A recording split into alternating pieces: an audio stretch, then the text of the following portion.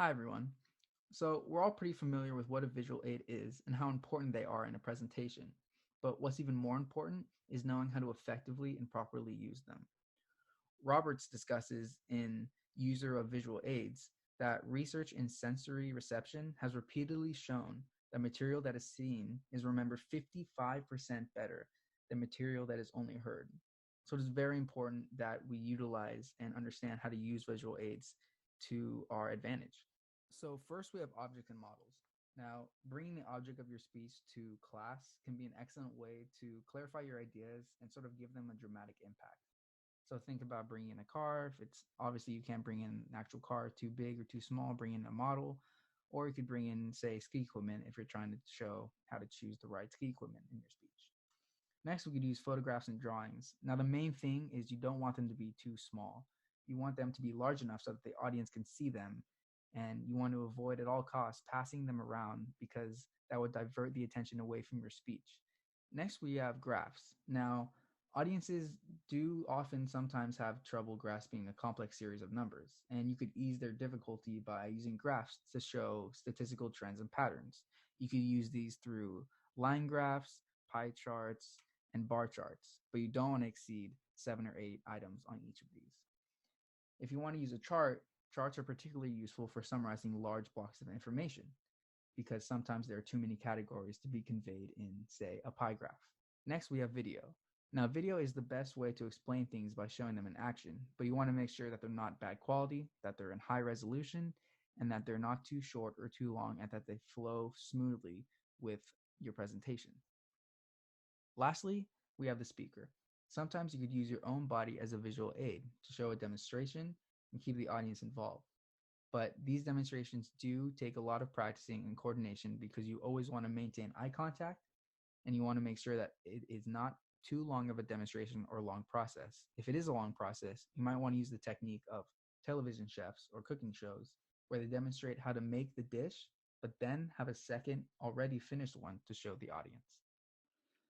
I will talk about the presentation technology of visual aids. As mentioned before, presentation technology allows you to integrate a variety of visual aids such as charts, graphs, photographs, and video all in the same talk. The most widely used presentation program is PowerPoint, but in recent years, Prezi, Google Docs, Keynote have also been used a lot. Now I will talk about the pluses and minuses of presentation technology. If it is used well, presentation technology is a great boon to communication. When it isn't used well, it can distract the audience and therefore lose the real message of the speech. An example of this is Prezi zooming. They intend to captivate the audience by zooming through the story, but the danger is that zooming, panning, and transition effects can become a barrier to communication. Prezi turns speeches into animated and decorated affairs with excessive motion that distracts from even well-researched content. Another example gave rise to the phrase death by PowerPoint.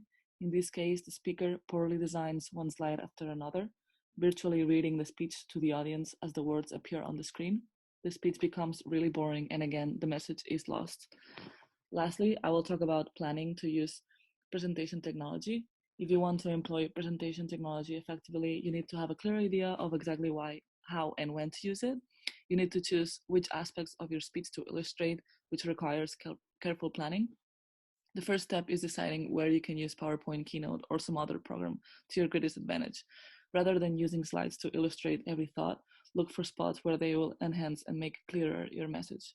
As you plan your speeches, think about how you can use presentation technology to enhance your ideas. At the same time, we must remember that too many visuals can do more harm than good.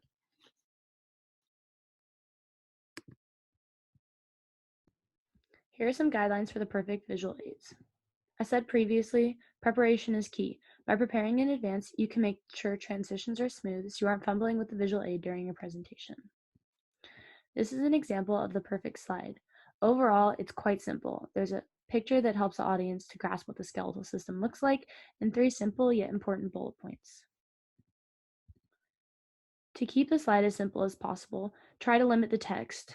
As Kendall Johnson says in Speaking Aids Are Distractions, your audience has a one-time opportunity to grasp the significance of the slide, so you don't want to make it too complicated that they become confused. To use fonts effectively, avoid decorative fonts and choose ones that are clear and easy to read. I use the simple Times New Roman font, which made this slide simple and professional. As for images, do not add them to the slides unless it is truly needed, as they distract the listeners and reduce comprehension of the speaker's point. Also, make sure that they are in high resolution. I chose to put one on this slide because I figured it would help my audience to grasp spatially what the skeletal system looked like. Another important standard of visual aids, according to Kendall Johnson in Speaking Aids or Distractions, is that the text must be large. In this slide, I used a size 30 font to make sure it was large enough for my entire audience to read. Also, do not use an all caps text as seen in this slide. It makes it hard for the individual to read, and you need to try to reserve all caps for emphasized words only. Lastly, as for the color of this slide, try to use colors that work well together. This is a crazy color combination. This red background and green text do not work, and it simply hurts your audience's eyes and makes the slide harder to understand. So try to use a black background and white lettering like in previous slides.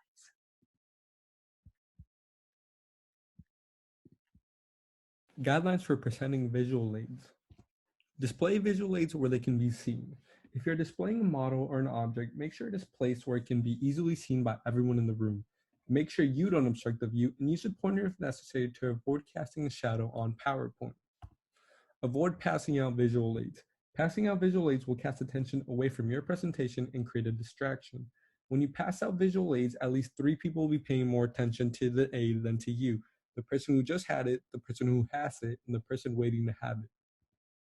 Only display visual aids while discussing them. If you're using an object or a model, keep it out of sight until you're ready to discuss it and move it out of sight when done.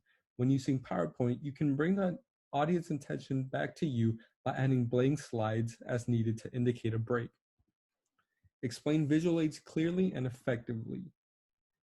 Visual aids don't explain themselves. You need to translate and relate the visual aids back to the audience. Describe its major features like the meaning of charts, graphs, and interpret statistics and percentages. Have good timing when presenting visual aids.